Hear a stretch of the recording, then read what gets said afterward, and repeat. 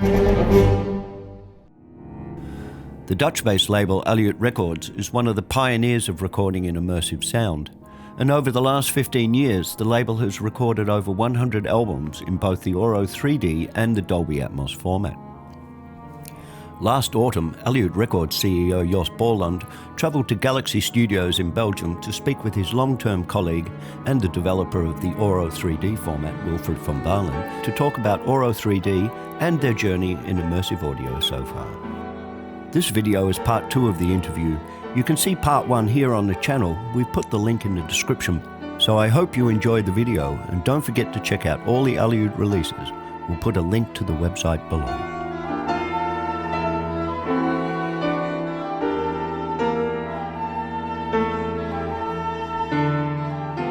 Great to be here in the Galaxy Studios, and I'm very proud I can talk now to Wilfried van Baelen, of the CEO of the Galaxy Studios and founder of Auro 3D.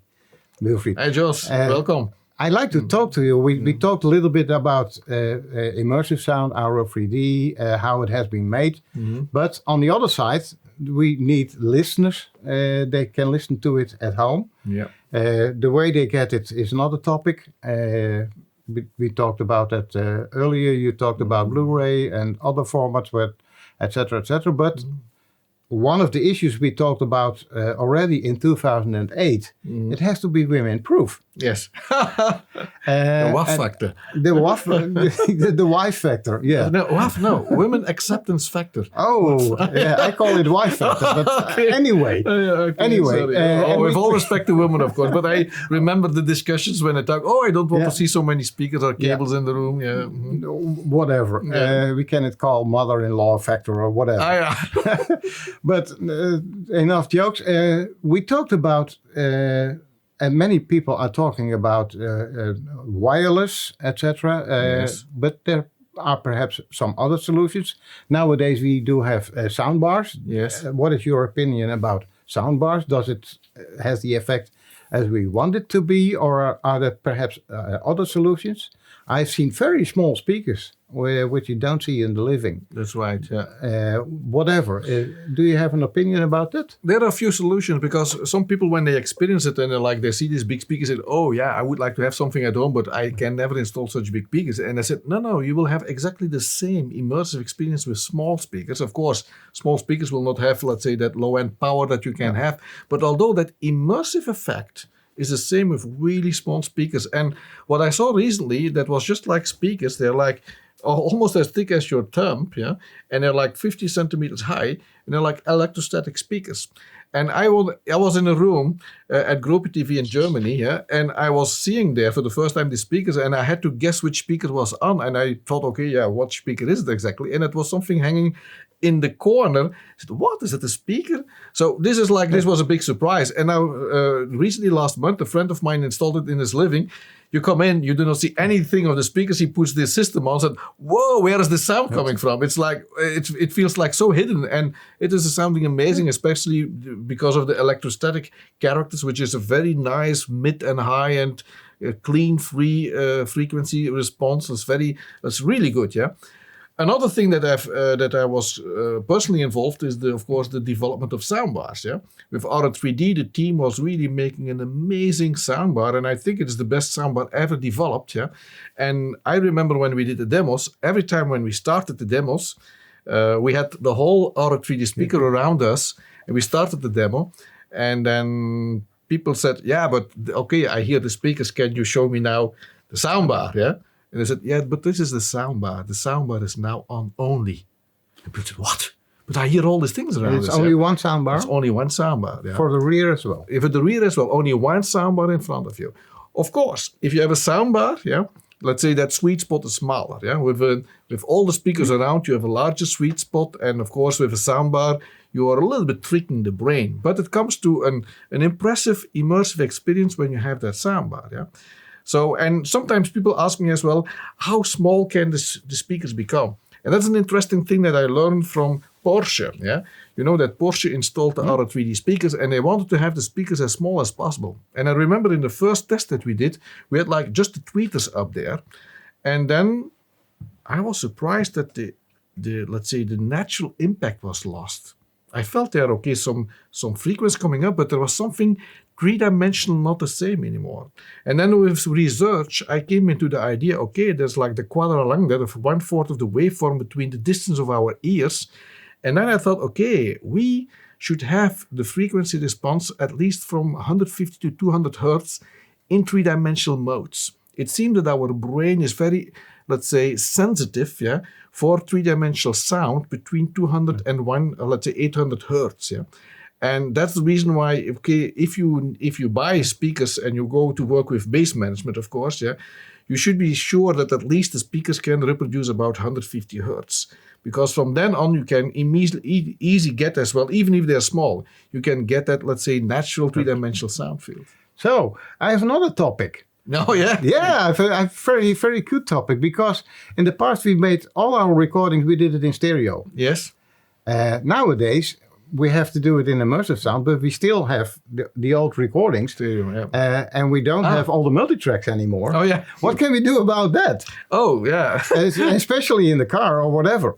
Or how do we do it when we do have a live concert and we want to bring it in immersive broadcasting or whatever? Let's say in 2006, when I was, let's say, having concepted the auto codec, yeah, which I further developed with Guido van den Bergen. That was the idea was to bring three-dimensional sound in the existing 5.1 format, the same layer, the same carrier, yeah. And the auto decoder can then reveal out of that carrier, yeah, exactly the same experience in 5.1 as in auto 3D without any loss in the sound. So that was a nearly lossless, let's say, system in both directions, yeah. But I was thinking in the beginning, oh man, there will be like, 50, 100 albums, 50 movies.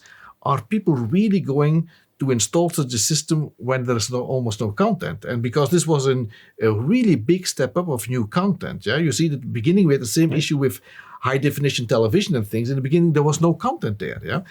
And then I thought, okay, would it not be possible to create an algorithm that is rendering in real time each source, stereo, mono or surround, but into an auto 3D experience. And I was getting some ideas, and then I met Ralph Kessler, yeah. And together with Ralph, I worked 7 years on an algorithm which is called Automatic, yeah. It brings automatically from each source a full auto 3D experience. And that sounds really very natural. It's amazing. Still nowadays, it is. I see the feedback from the market that it is still the best, let's say, most natural, immersive algorithm, let's say, technology that can bring that immersive experience, yeah, from each source, even mono. Yeah, if you put mono on it and put it in auto, and one of the most important topics for me in the development was, I really want that, let's say, the artistic intent by the creators is respected. So when the original is, let's say, some hip hop with a dry vocal. Yeah. In immersive, it should not suddenly have like extra reverb or something. Yeah, I want, or if the original is like a harsh sound or like a dark, let's say, that it should not seem, let's say, the frequency response and the balance should be intact. Although you really have to feel that natural thing around us. And that was requiring a lot of effort. And I did want to have it as well for each kind of genre, for movies, for music, yeah, for everything that you can have it, let's say, with all kind of content, yeah. And that, yeah, at the end, I think we had like in total 54 parameters in that algorithm that is in real time checking and doing this upmix stuff. And it creates a very natural immersive experience. And I know that from the market, from the feedback, many people prefer to have that upmixed, yeah, versus, let's say, our competitors' format, let's say, in a native thing. So I think that might be an interesting solution to know for people that whatever content they have, television or music or film, they will always experience auto 3D and that three-dimensional experience if you have such an installation at home. This sounds very, very good. When I invested at home in all these speakers, and I have 9 speakers at home, how do I get this aromatic? Oh, is it some sort of computer? No. Or? It's in an AV receiver, yeah. We have more than 10 different brands already. We have about 100 different models now, yeah. And it starts from about 999 is the Marantz. Marantz is now in a promotion, yeah. Many of them are between 1,000 and 2,000, but it goes up to the flagship like Trinov and let's say the ones from 25,000 euros, they have it as well. Yeah, almost all the high-end have already Aura 3D inside. Yeah, and then there are new brands coming. I cannot tell everything, but let's say it's expanding still. And I think in let's say there is, let's say in the future, almost every device, every AV receiver will have the Aura 3D format. So when I do have installed an Aura 3D a speaker setup at home and I have the receiver, I don't have to install anything new or else. It's already built in. That's it. We were talking about the speaker setup, how to make it, how to make Aura 3D from a stereo source. But now it could be the other way around as well, because I'm listening a lot through using my headphones or in-ears or whatever. And can I have the same experience then instead of listening to many speakers? Yeah, that's a very good question, and it is not an easy to answer. Yeah, the first thing what I would say about it, many people think that we listen with our 2 ears. And sometimes I have the question, how can we get 3D sound only with 2 ears? But we are not listening only with our ears. We're listening with our head. Perhaps you have to try to scratch your finger at the end of your head, and you really feel it's loud, yeah? Even here as well. So this is a multi-million microphone setup, yeah? It's a 3-dimensional microphone. Of course, our ears are the most sensitive, but let's say the whole bone conduction as well is counting there. And all this information comes very fast to the cortex. It only takes 4 to 5 millionths of a second to bring impulses to the cortex, where the left and the right, or let's say all the 3-dimensional information comes together, yeah? And that's, just to give you an idea, 4 to 5 millionths of a second, that's about the same wavelength as a 200 to 250 kilohertz sample. Yeah. So that's the reason why we hear time differences up till 200, 250 kilohertz. And if you want to sample that right, you have to go 1 octave higher for the brick wall filter. Okay. So that's the reason why the 400 kilohertz sample frequency makes sense. Yeah, I even did here test till 800 kilohertz to understand if there's still a difference or not, but it isn't. Yeah, so that brings me a little bit from how do we hear, and when we are going to binauralize, and you have only 2 ears and not all the rest. Yeah, it's much more difficult, let's say, to have, let's say, certain information in 3-dimensional sound. Yeah, now how do we hear 3-dimensional sound? And that is mainly because all the reflections, when you turn your head a little bit, yeah, certain source sounds are going, and our brain in just some milliseconds knows where things are allocated, or the source where the source is allocated, yeah, because due to the fact that when you move a little bit, you have immediately, it's much more difficult when you have your head static, and especially that axis in front of you, because let's say there the time difference between left and right is the same, yeah.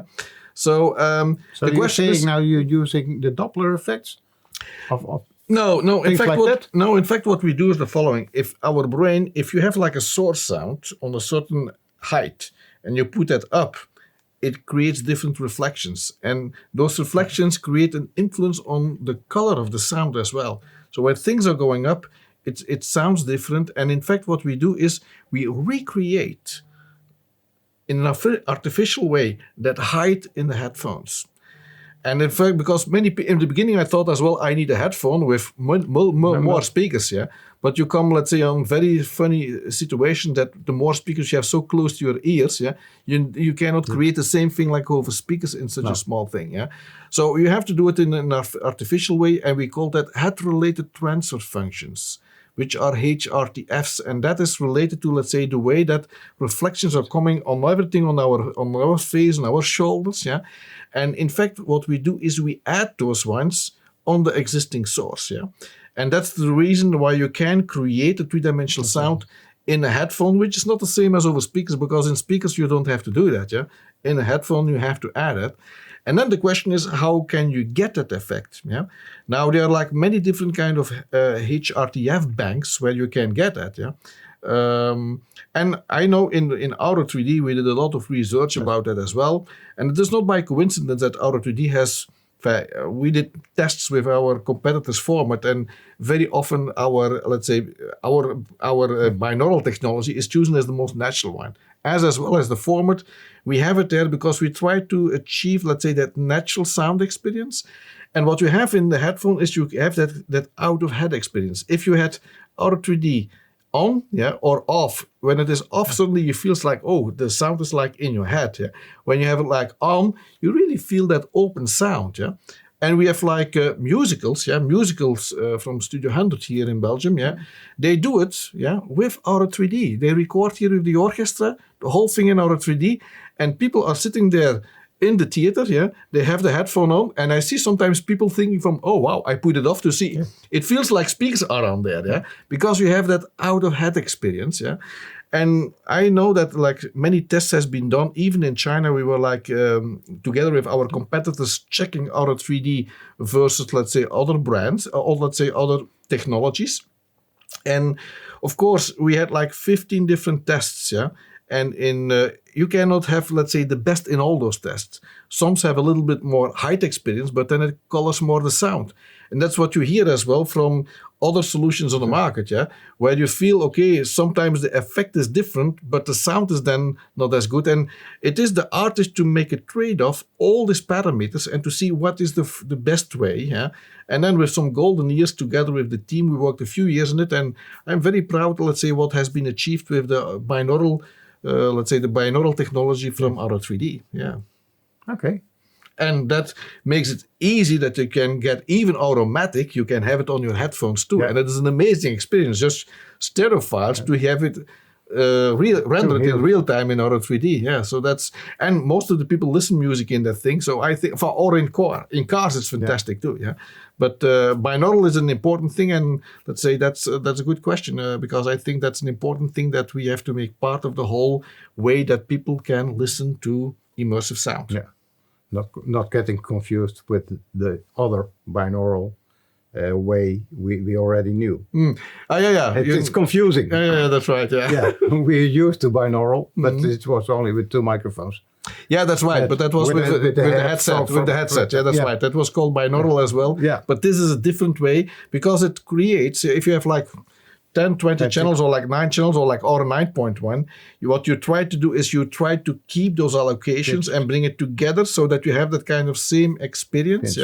And it translates pretty well, although my favorite is still over speakers compared to headphones. Of course. We talked a lot about immersive sound, about Auto 3D, about binaural, loudspeaker setup, etc., etc. Thank you very much. We could talk about this, and we could talk in a nice environment like the Galaxy Studios. For the listeners at home, you can listen to it at elliottrecords.com.